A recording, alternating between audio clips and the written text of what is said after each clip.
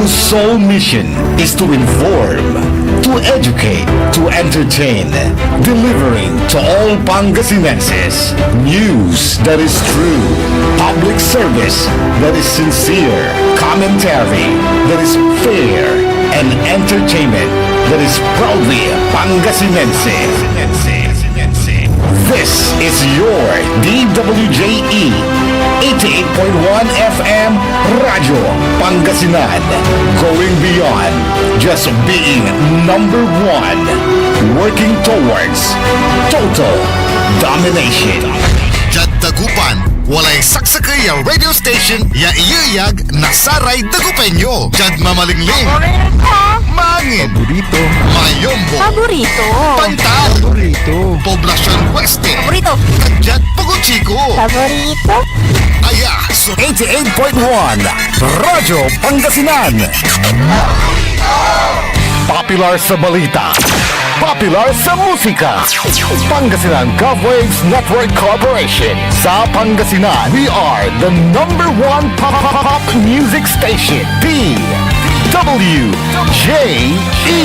88.1 FM Radyo Pangasinan. Paborito. Paboritong ang kabataan at matatanda. Paboritong pakinggan sa bus, tricycle, jeep at mga opisina.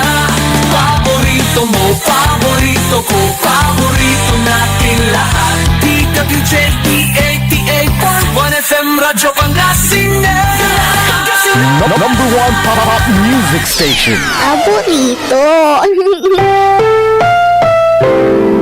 Ang susunod na programa ay rated GP.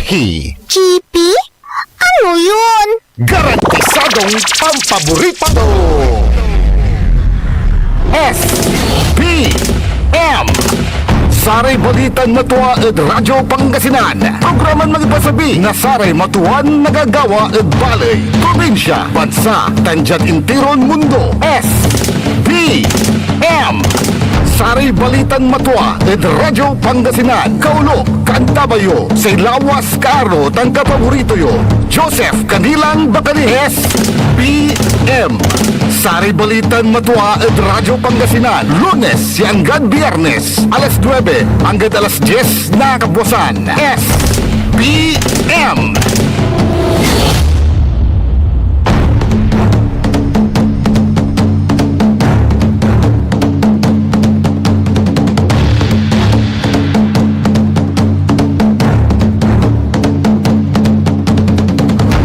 Malikliksin agaw na Huwebes Pangasinan Dagupan. Wadjala so saray Balitan Matwa. SBM say kabusol na saray MBTF managbalitay tilatan fake news. SBM saray Balitan Matwa with JCB Joseph Kanilang Bacani.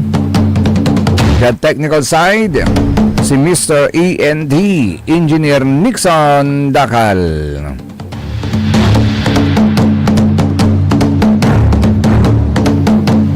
Balon puklis ka mo natan partner. Singa ang gapin na nang kun mo malimling gas. Araratan pogi. Pero bali-balitan partner. Tapian jaruntan ag munalik na iputang na panahon. Ag ka na sa limuutan. Tani antay atatong tanagagik at sarian panahon. Aya so aaralon da agagi kay at ay posibleng Super El Nino. Aya tatawagan da. Ya si katuya natan so amay tuloy-tuloy. Ya babantayan na saray eksperto. Jada sang kaunuran ya informasyon ya nala tayo atatong tanagagik at mas pinaigting ngayon ng mga climate scientist. Walalay scientist sa imanaya. Climate. Walay climate scientist tila. Ya si katura ya sumanaaral natan, pinaigting po nila yung kanilang pagbabantay sa posibilidad na isang malakas. Na isang malakas o kaya'y super no walay super bagyo, wala mat natin so tatawagan dan Super El Nino nagkalalulad sa taon 2026. Yasay kwan datatong tanagagik maaring magdulot ng malawakang tagtuyot, kakulangan sa supply ng tubig at matinding init sa Pilipinas at iba pang bansa sa rehiyon. Ne unong at pag-asa, ayon sa pag-asa, ang El Nino ay nangyayari kapag umiinit ng higit sa normal ang temperatura ng tubig sa gitna at silangang bahagi ng Pacific Ocean. Kapag tumindi ito at umabot sa mataas na antas, maaari itong ituring na Super El Nino na may mas malawak at mas matinding epekto sa klima. Nathan, sa ito po tayo atatang tanagagik, anto'y posibleng nayari, nagawa, anto'y posibleng nagawa, posibilidad irang nagawa kapag ka tumindi ang El Nino. Sa ikuan na saray climate scientist tayo atatang tanagagik, ang mga posibleng mangyari kapag tumindi ang El Nino ay ang mga sumusunod. Gali karakutuyay, ay ang mga sumusunod. Una sa lahat, makakaramdam tayo ng tinatawag na matinding tagtuyot or drought. Maaaring bumaba ng malaki ang dami ng ulan sa maraming lugar sa bansa, lalo na sa tag-init hanggang kalagitnaan ng taon, na magre-resulta sa kakulangan ng tubig sa mga kabahayan at irigasyon. Actually, ngayon pa lang, yung mga ilang palaisdaan po, singa di manad si kami natatang tanagagik, wala ra may nakatan, ay limulutak-lutak lay dalin, lapud nakatan lara, ag-ira makapanbilay, na sira at saren kaplusan because nakatan. So sara may kapuko kanda tatong tanagagik. Now, secondly, ito pa po ang mga pwedeng mangyari kapag tumindi ang El Nino sa ibabaw ng mundo. Sa ikwanda, unlaksab sa water level at saray dam. Unlaksab sa saray water level at saray dam. Aratay dam, ya existing at sarian kaplasan, sikaratan sumanpu produce na electricity. Sikaramat sumangi itan na paranom, at saray kapagayan, agonta na tatang tanagagik. Ngayon, ano ang mangyayari kapag bumaba ang water level sa mga dam? Kapag kaunti ang ulan, bumababa ang tubig sa mga dam, na ginagamit sa inumin. Yun, isa pa. Inumin, kuryente at patubig sa sakahan na maaaring magdulot ng rotational water interruption. Maaaring magdulot ng posibleng rotational water interruption. Sikatutan so sakay, ya epekto na saya so undudundun, ya El Nino at tatang tanagagik. Ngayon, nikatlo, ano ang epekto nito sa agrikultura at presyo ng pagkain?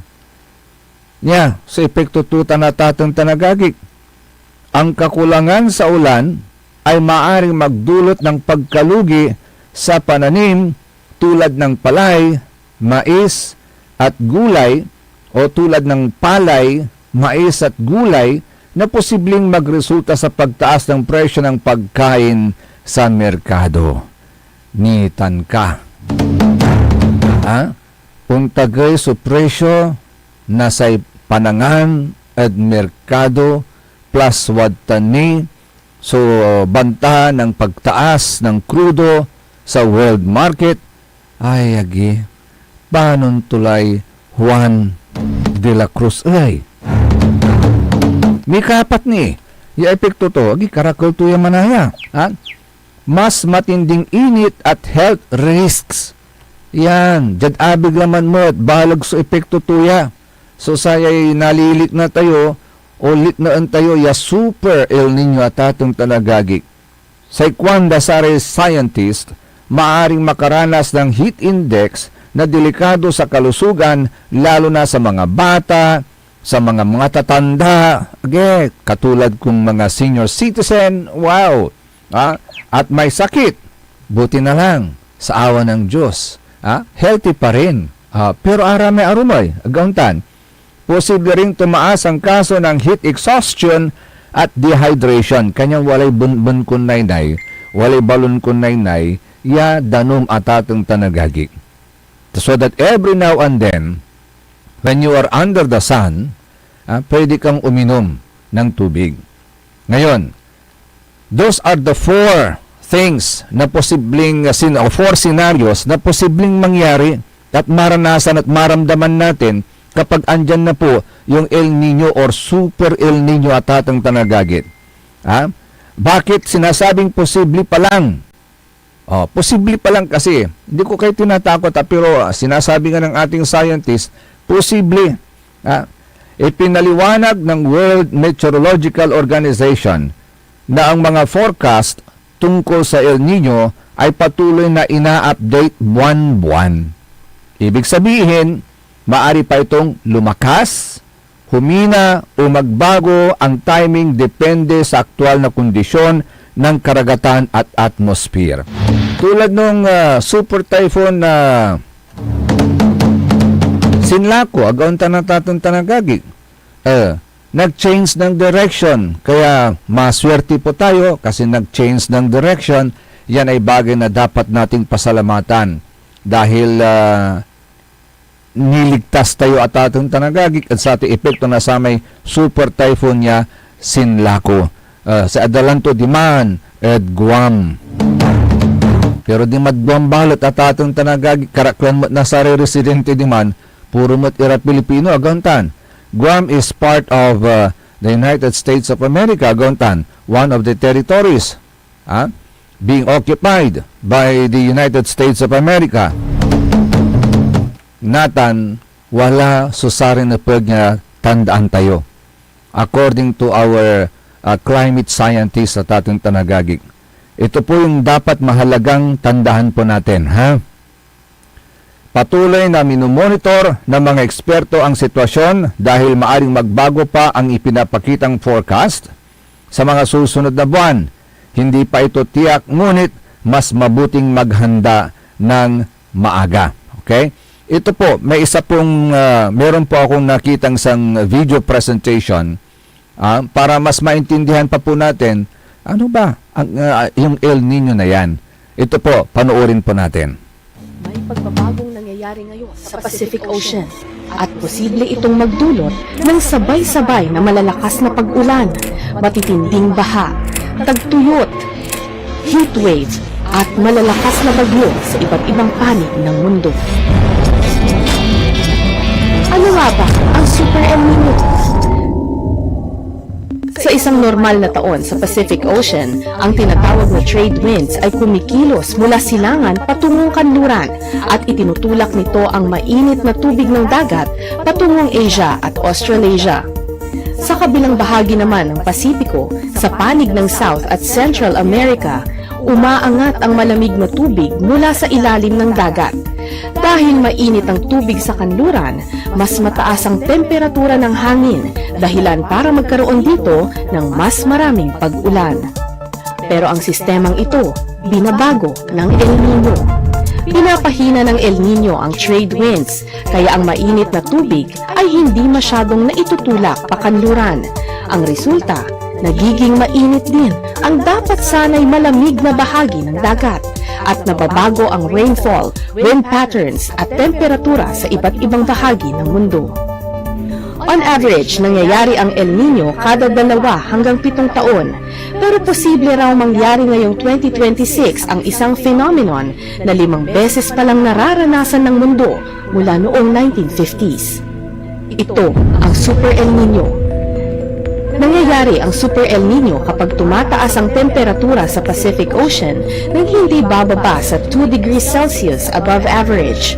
Batay sa prediction ng National Oceanic and Atmospheric Administration nitong April 9, may 61% chance na magkaroon ng El Nino ngayong taon at may 1 in 4 chances na ito'y maging very strong o Super El Nino.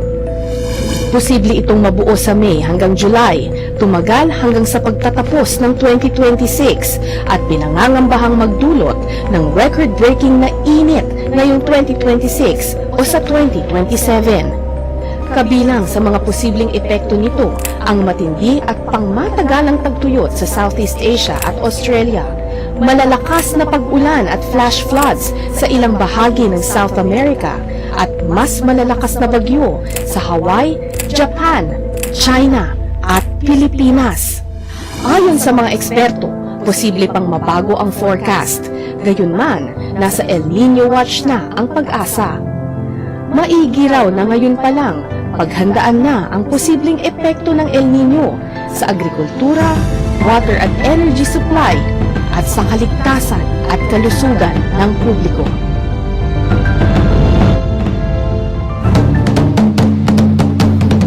Si katutan na tatang tanagagi ka, kanyan anto sunupag sa saray tandaan tayo. Una sa lahat, magtipid sa paggamit ng tubig. Agyo pipirdian tayo danong. Natanuman pusak kayo, ipiragyo may nanbanlawan nyo, ta si katumay isalugyo at saray tantanaman. Para nang sa ganon, hindi rin mamatay yung mga halaman po natin, lalong-lalo na yung mga tanim nating mga gulay, so that in the future, pagka nagbunga, meron tayong aanihin. Agauntan, mga kapaborito ha, so magtipid tayo sa paggamit ng tubig. This time, we really have to do that. Very serious po ito na problemang haharapin din po natin this 2026, mga kapaborito ha. Hindi ko ho kayo tinatakot ha, pero yun pong sinasabi ng ating mga climate scientists, yung ating mga experts. So we might as well listen to them para hindi tayo masyadong maapektuhan. Okay? Una yan, magtipid sa paggamit ng tubig. Pangalawa, maghanda sa mas mainit na panahon. Wala may bantagan ko, apasikmatan ko at Facebook at atong tanagaging to dyan social media, mas maganda raw magsuot ng itim na damit. Pero sa kung kumot, ma-absorb ng heat yan. Pero sa kunda, mas maganda raw. Pabor pa ba kayo doon, mga kapaborito? Sa kung ko, kaya nakaitim ako ngayon. Tinatry ko. Baka nga mas maganda kaysa yung magsuot ng puti or other color. Pero anyway, dapat maghanda po tayo sa mas mainit na panahon. Pangatlo, bantayan po natin ang ating kalusugan, lalo na sa matinding init. Anong dapat natin gawin? Magdala ng payong, magsombrero, basta magdala po kayo. Huwag ho kayong magbilad sa araw. Okay? Para maiwasan po natin yung dehydration. At ang pang-apat na dapat po nating paghandaan, makinig po tayo. Makinig po tayo sa mga opisyal na abiso ng mga ahensya ng gobyerno. So ingat-ingat po tayo mga kapaborito, dito sa parating na posibleng mangyaring Super El Nino. Ito naman, magandang balita para sa ating mga tricycle drivers. May ipapamahagi po ang DSWD na tulong at sabi nga po nila, aabot sa mahigit 1,000 at 300 tricycle operators and drivers o TODA sa mga danlang ito. Pero all in all, ito po ay DSWD Cash Relief Assistance para sa mga tricycle drivers sa Ilocos Region this April 16. Ano bang araw ngayon? April 16 po ngayon. Para sa ating mga tricycle drivers, ito po, yung mga payout sites ha. Sa probinsya po ng Pangasinan, ang mga payout sites po ng DSWD Cash Relief Assistance para sa mga tricycle drivers po natin. One is sa Pangasinan, Manawag. Lalong-lalo na sa Manawag Arena, Barangay Poblasyon, Manawag, Pangasinan. Ganon din sa Mangaldan, dyan sa may Double K Warehouse, Barangay Nibaliw, Mangaldan, Pangasinan. Sa San Fabian, meron din po dyan, andyan din po yung payout na gaganapin sa may Jose de Venecia Sports and Civic Center, San Fabian, Pangasinan. Sa may San Jacinto, sa may Don Jose Pepe Abarcar Memorial Center, San Jacinto, Pangasinan. Sa may Binalunan, sa may Ramon J. Gico Senior Sports and Civic Center, sa may Poblasyon, Binalunan. At sa Asingan, sa may Angela Valdez Ramos National School, sa may Barangay Makalong, Asingan, Pangasinan. So yun po yung mga tulong para sa ating mga tricycle drivers. Pero parang sa Western Pangasinan to Parang Western Pangasinan, Eastern Pangasinan lang. Paano naman ang Central at Western Pangasinan sa ating DSWD? Kailan naman yung kanilang payout? Alagari yung paano next week Baka next week. Nauna lang siguro itong mga Eastern Pangasinan. Next week forecast. Decrease based on World Market Trading Day 2, April 13 to 14. Ay, salamat. Makakaramdam. Although sinasabi ng Department of Energy, wala pang kasiguruhan kung magkakaroon ulit ng rollback next week. Pero naka-forecast na po ngayon, April 13 and 14. Tapos na, Joba. 16 na ngayon. Nabawasan na yung nagka-decrease na. Kaya nai-enjoy natin ngayon, nai-enjoy po natin ngayon mga kapaborito, yung 88 something, O hindi na bababa sa 88 Walay 88, walay 88.60, walay 88.70, doon sa mga presyo ng gasolina. Yung, ito may tawag that sayay, unleaded, yan, generic unleaded, dumamot at presyo na sa may anto may sakiya ba ken produkto na dumamot at presyo na crudo. Ako lang na memorize kasi nasanay na ako sa unleaded so sa unleaded may mga ibang gasoline stations 80 pesos o 88 pesos. Sa ibang dun sa may favorite sa aking favorite na gasoline stations, gasoline station is 88.60 pero yung ibang branch nila 88.70. Lalong-lalo na po dyan sa bayan ng Lingayen. Ay, speaking of Lingayen, napadaan ako dyan kahapon. Napasyal ako dyan kahapon. Nalito ako kasi dati-rati pag pupunta ka ng LTO, iikot ka pa ng Kapitulyo, di ba? Papasok ka doon sa bandang kanan, tapos kakaliwa ka, iikot ka sa Kapitulyo, and then mag-i-exit ka doon sa kabilang daan. Agawin tanatatong tanagagi. So, all along, yun pa rin ang na-thinking ko na ganun pa rin ang way. Ay, abala nga ay, pulos so construction ya gagawin manaya ditan. Balang dakila manaya abalang ya kakiwan ditan. Sa ikwang ko, sayang. Pero alam po ninyo, ang init-init po doon. Why? Wala na kasi yung mga puno. Bakit? Tinanggal po yung mga puno at ongoing po yung construction po ngayon dyan.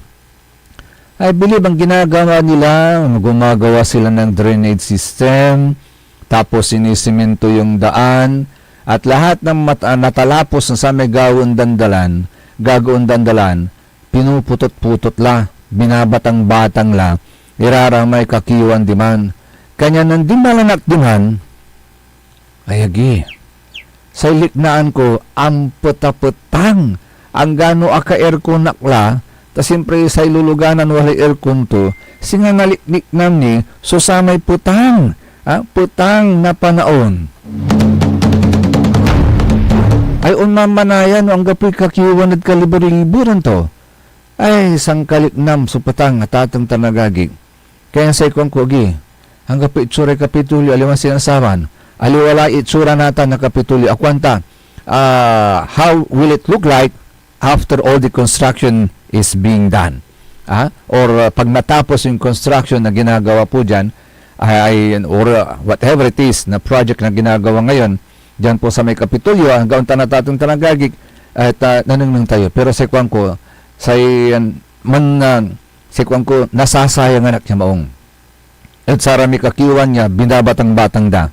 And ulap kumon, pag natapos ang construction dyan, mapalitan yung mga pinutol na mga punong kahoy. Ang puta-puta nga to, ang putang suliknaan. Sanitan na El Nino lang matay, ayagi, lalon ang putang lalamat suliknaan.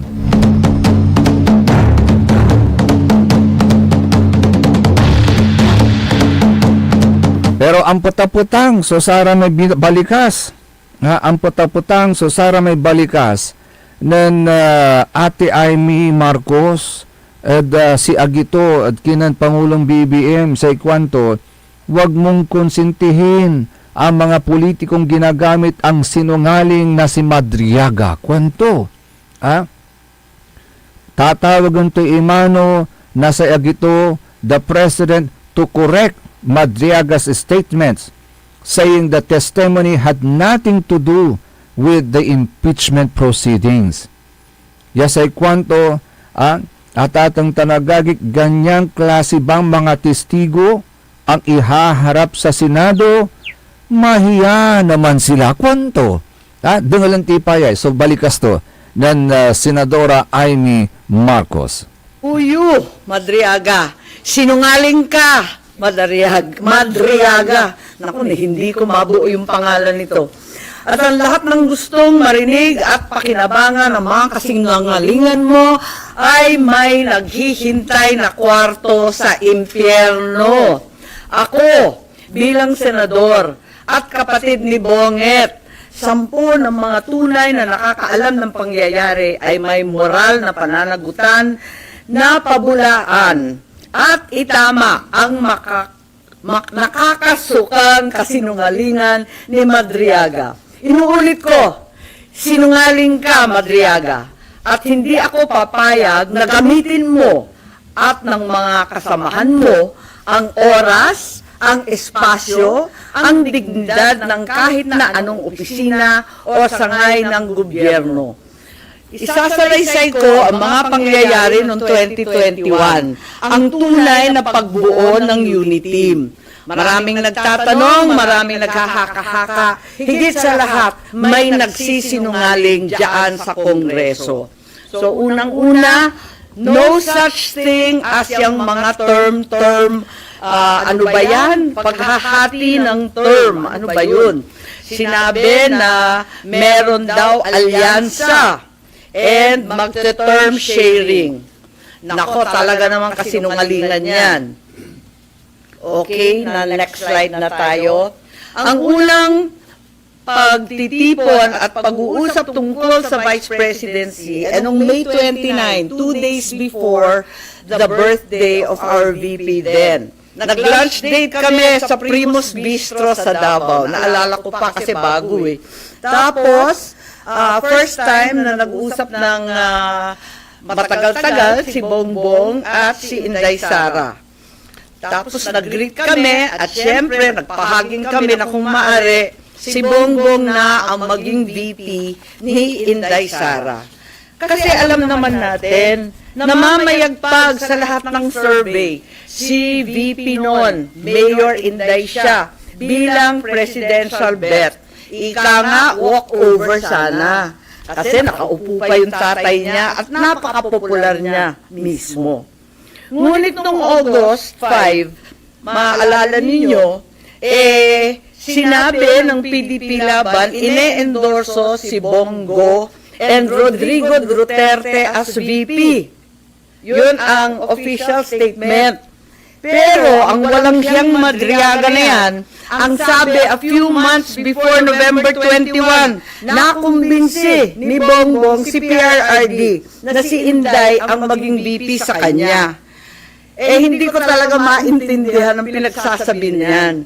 Maliwanag na ang PDP may sariling lakad, may sariling mga kandidato, hinding-hindi si Bongbong. Ay, agi. Si Katutan, may portion na sa may palapag ng Senadora Ate Amy Marcos. Ay, agi. Ang puta-putang sa panahon. Ang puta-putang mat sa politika. Dyan bansa tayong Pilipinas. Untolay sa Saray Balitan Matwa, SBM sa Kabusol, Nasaray MBTF, managbalitay tila tan fake news, kaya rin inasaren pakabatan paimano. Malala po ni Saring Manangan Tabay. Ang puta-putang irang balita. Huwag niyo kong subukan. I am sorry. Kung walang kurap, walang mahirap. My God, I hate drugs. Hiya naman kayo sa inyong kapwa Pilipino. Ang puta-putang irang sunata. San ang puta-putang irang impormasyon? Aya, sa #1 pop music station. DWJE 88.1 FM. Radyo Pangasinan. Paborito. Want to escape the hustle and bustle of city life? Look no further than the River Palm Hotel and Resort, your premier destination for affordable luxury in Pangasinan. Nestled in the heart of Barangay Banyaga, Bugalyon, our hotel is surrounded by the breathtaking beauty of the Agno River. Our haven for comfort embodies the essence of Southeast Asian hospitality. Whether you're seeking a romantic getaway, a family vacation, or just a peaceful retreat, the River Palm Hotel and Resort is the perfect choice. So what are you waiting for? Book a tranquil experience where unforgettable memories are waiting to be made. For reservations and more information, visit our Facebook page, River Palm Hotel and Resort. Your home by the river awaits you. Ngayong 2025 ay ang ika-100 taon ng pagbibigay serbisyong pangkalusugan ng Region 1 Medical Center bilang isa ng 1,500 bed capacity na ospital.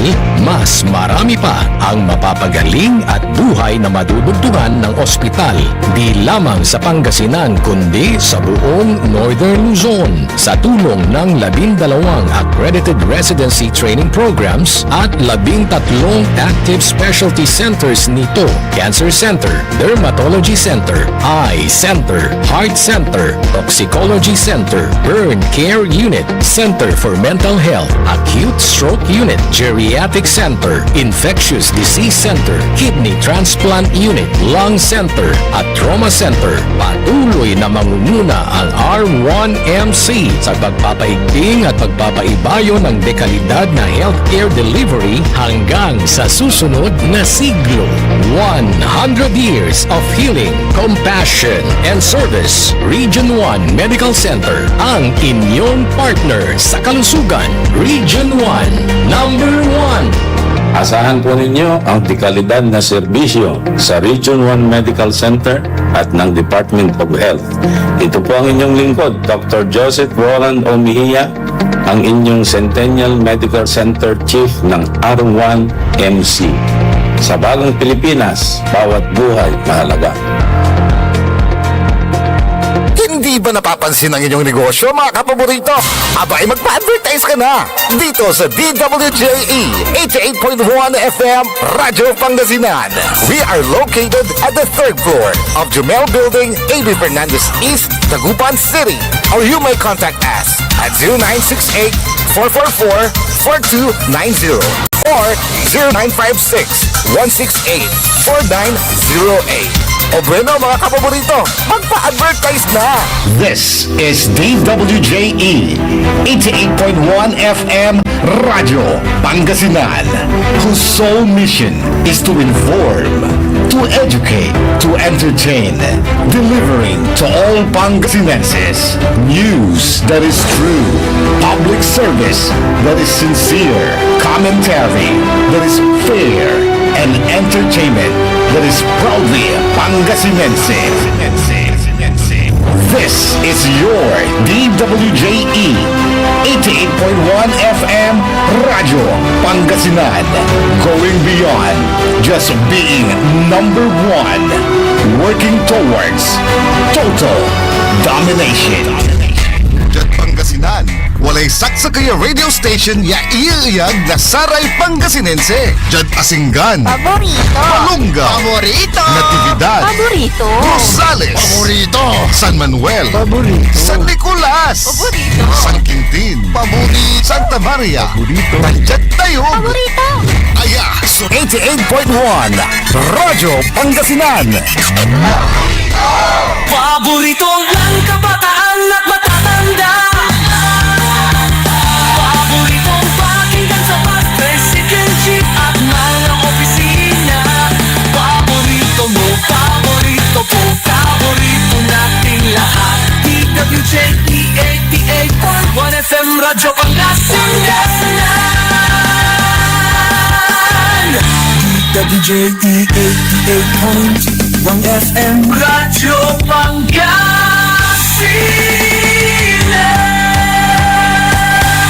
Paborito.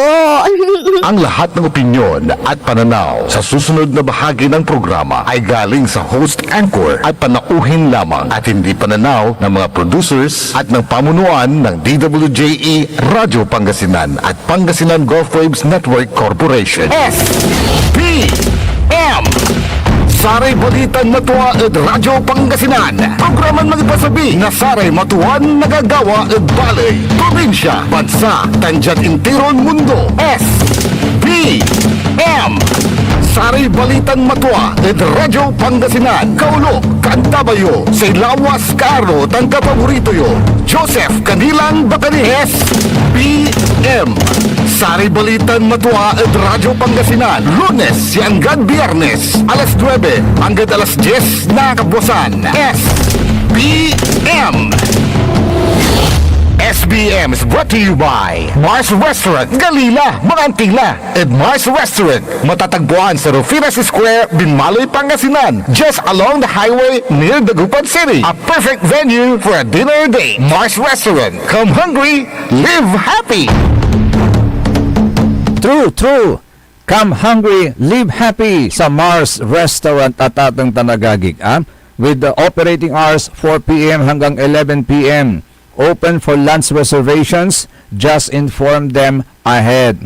Kaya if you're looking for delectable yet budget-friendly treat, Mars Restaurant will satisfy your cravings. For melt in your mouth baby back and pork ribs, mouth-watering cuts of steaks like their ribeye, sirloin T-bone, porterhouse strip loin steaks, and you will not also go wrong with their savory bangus a la pobre jam packed with aromatic garlic beets. Meron din silang ultimate Pinoy pulutan, gaya ng kanilang signature mix na beef innards, yung kanilang sisig, chicharon bulaklak, and chicken supernova. Meron din silang bulalo at saka sinigang to comfort you. And if you are craving for light meals, pwede rin po ninyong itry yung kanilang rich aligi pasta or their out of the ordinary Spanish sardines pasta.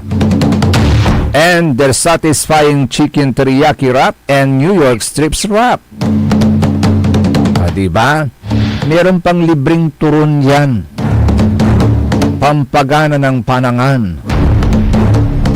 So Mars Restaurant, perfect for satisfying dates or late night cravings. Hello and good morning sa lahat ng mga viewers po natin ng SBM, Saray Balitan Matuwa. Ganon lalong-lalo na kina Madam Emma, sa mga single ladies ng Barangay Basing, Nanay Bihing, Makuli-Kuli Lawas, ang gano paglilabi, watan at tindaan, yaman lalako. Untan mo na Nanay Conching, si Kagawad Esperanza, taan si Madam Perla. Good morning. And syempre, good morning sa number 1 fan ng SBM, Sari Balitan Matwa. Congratulations sa kanyang promotion from Teacher 3, naging Teacher 6 na siya ngayon. Of course, none other than the beautiful Mrs. Ana Marie Sandoval Bacani. Yan, nanonood din siya ngayon. Kala nyo? She's my number 1 fan. Oy, kumusta na raw po kayo, Mayor Sam? Nababanggit po natin kasi lagi yung pangalan ni Mayor Sam. Although sabi nga niya, he is now enjoying his private life. Na kamakailan nasa Rockwell siya sa Makati. At kasama niya si former Liga President at Councilor Jonas Rosario. Silang mag-ama, parang nagkaroon sila ng bonding. Ang sweet nung ang sweet nung caption ninyo, Mayor Sam, doon sa bonding ninyong dalawang mag-ama. Ang ganda. So, Mayor Sam is enjoying his private life after his 15 years of stint sa politics. Pero marami pa rin naghahanap sa kanya. They're longing for the SAM. Ano yung SAM? Serbisyong agad maasahan. Parang namimiss nila yun. Yung serbisyong agad maaasahan.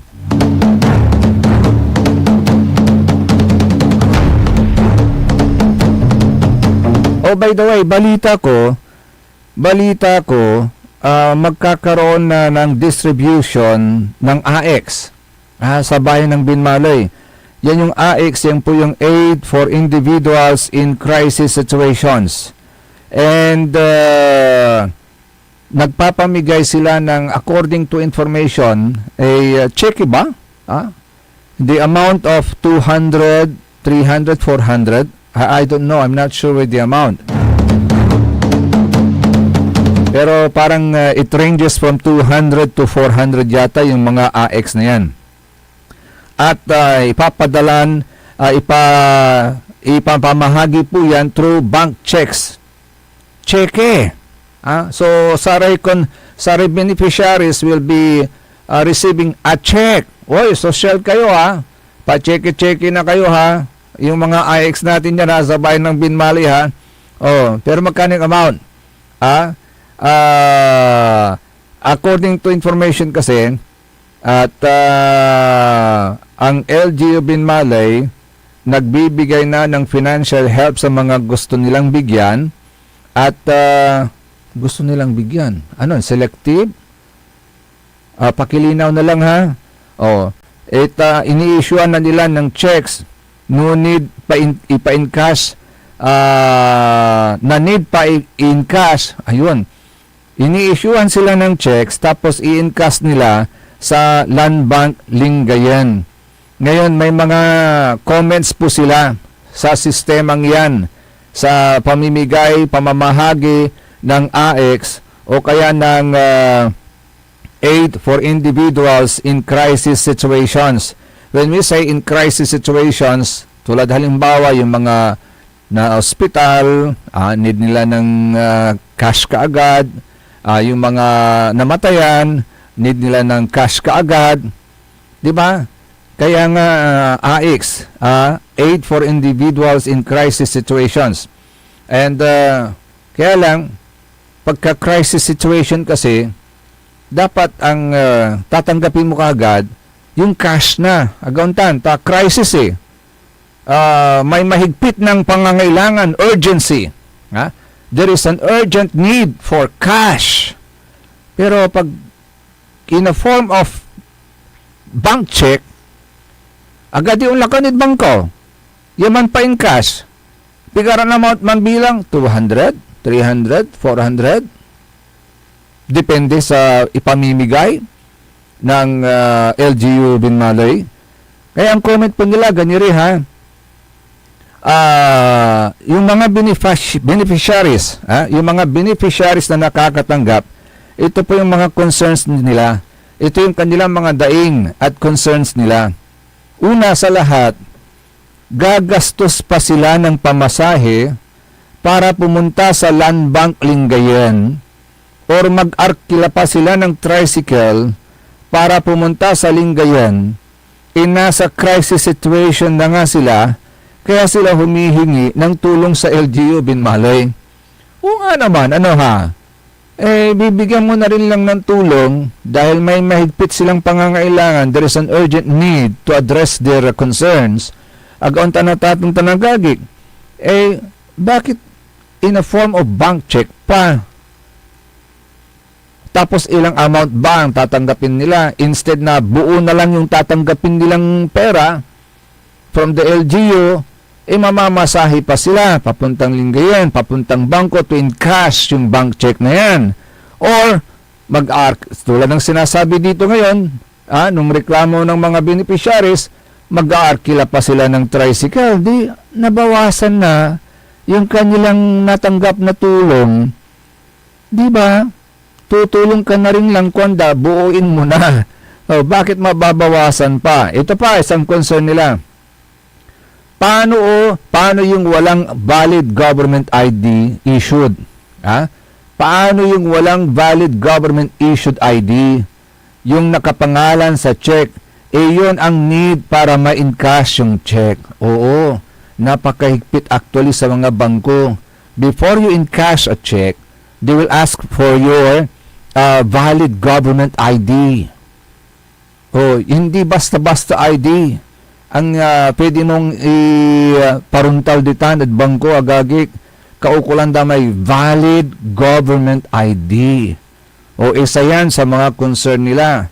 Another thing, sa laging daming tao sa land bank, ang tagal mo pipila doon at talagang maglalaan ka ng oras para lang maipalit mo yung check.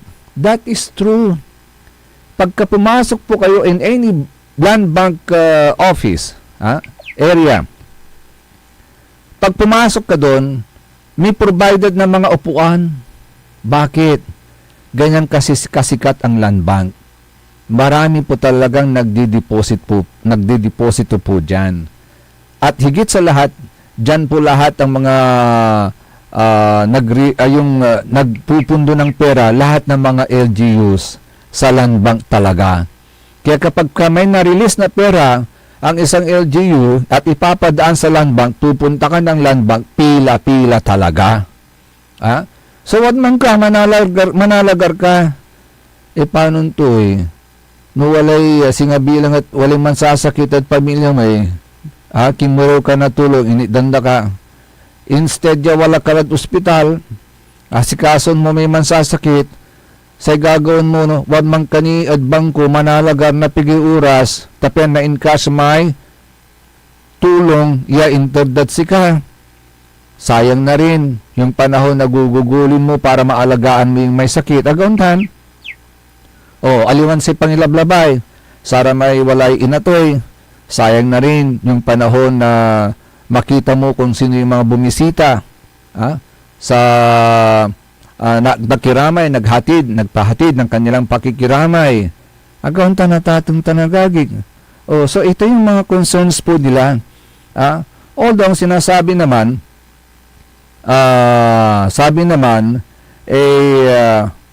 on the other hand, on the other hand, mayroong pros and cons. Ano yung pros ngayon? Ang pros, nakapangalan naman talaga sa beneficiary yung check. Kaya ma-ensure nila na yung binigay nila sa tao mismo nakapangalan. Safe naman. That's the pros, Safe naman. At pangalawa, maganda ang recording ng transaction sa side nila kasi documented at may proper trail. Pag trail na sinasabi, natuntunda sa gabay ito ni baga. No sipay nan in cash, no sipay ang yaranan, ang itaran, nasama niya aid, manlapod LGU Binmalay. Maganda naman, no kapag yung sistemang bibigyan sila ng bank check. Pero meron din cons. Kung merong pros, meron ding cons. At ito naman yung cons niya. Pag per beneficiary ang release ng check, per beneficiary bibigyan mo ng bank check. Pag binigyan mo lahat yan, ang dami ng papel na gagamitin at nagagastos. Hindi ho ba? Binibili din yung bank check na yan Kung alam sa aking pagkakaintindi binibili rin yung bank check na yan. So, sa kanila, sabi nila, hindi nakakatipid sa papers at sa time ang munisipyo dahil dyan sa additional papers at sa mga time na nauubos sa pag-ikot ng mga check sa different offices. Oo naman. Kasi maraming pipirma talaga dyan sa check-in na yan bago ma-release. Meron pang pipirma ang papers, iba pa yung pipirma doon sa check-in mismo, agaon tanatatong tanagagig. So, maraming dadaanan yung mga concerned offices, At humahaba ang pag-aantay nila ng check kasi dumadaan pa process sa iba't ibang offices imbis na naitulong kaagad. Di ba? Ito pa yung isang kanilang malaking concern dyan. Ang ginagawa ng LGU, minsanan lahat na nire-release yung mga checks sa lahat ng AX beneficiaries. So, nagsiset sila sa training center or sa evacuation ng isang araw lang na release sa lahat na kung saan may mga mag-program pa, may mag-i-speech pa, lalo na si Mayor, sabi nila, di ba, before the releasing. So, need pa nila atin para makinig sa mga speeches ng mga bisita nandun. Kasama na yung mga ibang public officials ng bayan ng Binmalay, kasama na yung mga pati Sangguniang Bayan, Mabamoera, na pupunta rin before ma-release yung mga checks para sa mga AX. Nanunutan ko atatang tanagagig.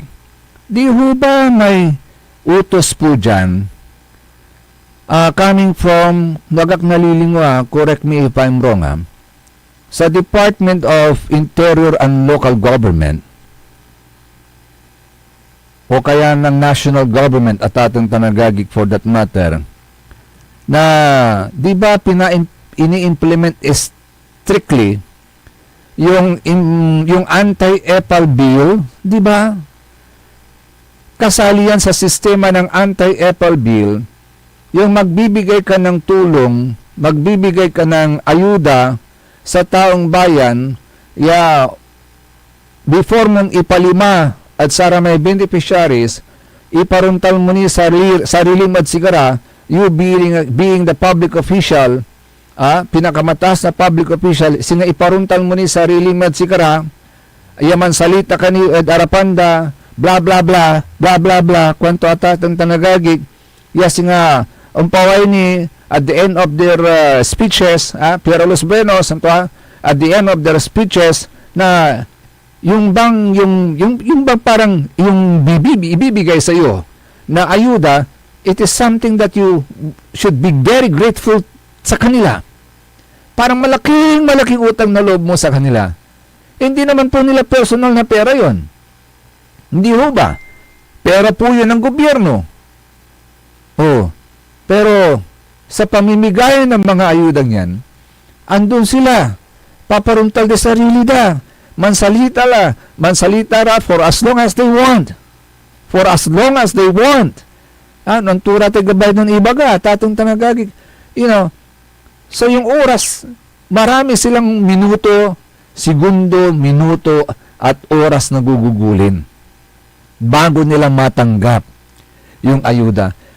Bakit kinakailangan pa silang magsakripisyo na makinig sa inyong mga programa, makinig sa inyong mga speeches, samantalang they are persons na nangangailangan ng tulong dahil nasa sitwasyon sila ng krisis. Tapos aabalahin mo pa sila. Is that fair enough? para sa mga beneficiaries po natin. Oh, di ba sabi nila wala na yung anti-EPAL, kakulan, implement natin yung anti-EPAL bill. Pagka namimigay ng ayuda, wag na kayong sumingit dyan. Agili paparuntal sa sarili yun, so laman yung dili. Let the concerned agency do their job. Sino yung mga concerned agency? Nandyan ang DSWD, nandyan ang Municipal Social Welfare Office sa Gauntan, MSWO. So, di si karala sa mga gawa. After all, meron tayong umiiral na anti-EPAL bill. At isa yan sa mga senaryo na pinagbabawal sa anti-EPAL bill. Gauntan. Na kung saan bawal na bawal yung nakikiride on yung LGU, yung LGU officials mula sa local chief executive, mula sa mayor, down to the other public officials of the concerned LGU. Gauntan. Maging sa mga kakampi, sa mga politika, sa pag-ride on sa mga projects ng LGU. Di ho ba? Kaya paging, DILG, sa ating Department of Interior and Local Government, may monitoring po ba kayo na ginagawa rin para magkaroon ng kabuluhan yung order ng ating Secretary ng DILG na ipatupad yung anti-EPAL bill? Kasi according to informations, may mga mayor na ganyan. Talagang every now and then sa mga projects ng LGU, andun lagi yung local chief executive. Na magsasalita ng kung ano-ano, bla bla bla bla bla bla.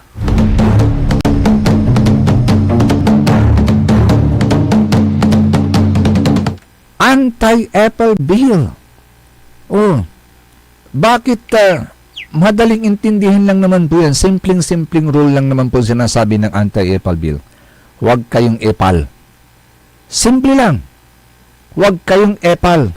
Pero bakit patuloy po kayong patuloy po ninyong bina-violate at hindi binibigyan pansin yung anti-EPAL bill na yan? Bakit?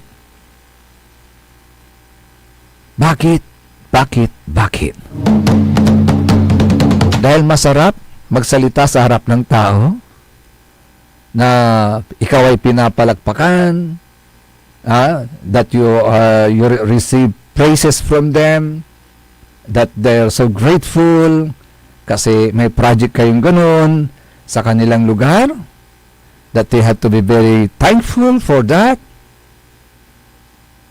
Di ba? Okay lang yun. For as long as it galing sa bulsa po ninyo, kami po ganyo, i-praise ng sari totoo. Pero pag galing naman sa kaban ng bayan, pera ng taong bayan yan, wag naman na ninyong i-claim na dahil sa inyo nagawa yung project na yun. Trabaho lang po ninyo yun. We pay our taxes, you give us your services in return. Agauntan.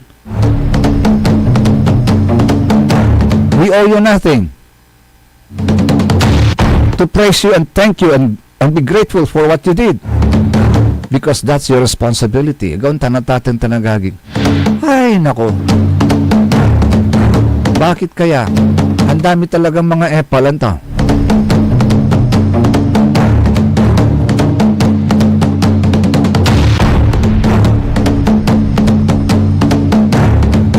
SBM, Saray Balitan Matwa. Sa ikabusol na Saray MBTF, managbalitay tilatan fake news. Akolo pakantabi lang mula sa lawas yung kaaro, lawas yung kapaborito, JCB, Joseph Kanilang Bakani. Kantabay team at the technical side, Mr. E&D, Engineer Nixon Dakal. Sige po bukas, mga kapaborito, Huwebes pa lang ngayon, meron pa tayong Friday. Dito lamang sa number 1 pop music station ng lalawigan ng Pangasinan, DWJE 88.1 FM Radio Pangasinan, paborito. SBM Saray Balitan Matuwa ed Radyo Pangasinan. Programan magipasabi na saray matuwan nagagawa ed balay. Probinsya, bansa, tanjat intirong mundo. S, B, M. Saray Balitan Matuwa ed Radyo Pangasinan. Kaulo, Kantabayo, sa Lawas Karo, tangka paborito yo. Joseph Kanilang Bacanihes, PM. Saray Balitan Matuwa ed Radyo Pangasinan. Lunes hanggang Biyernes, alas 9 hanggang alas 10 na kabuwasan. PM. Tired of the stress and noise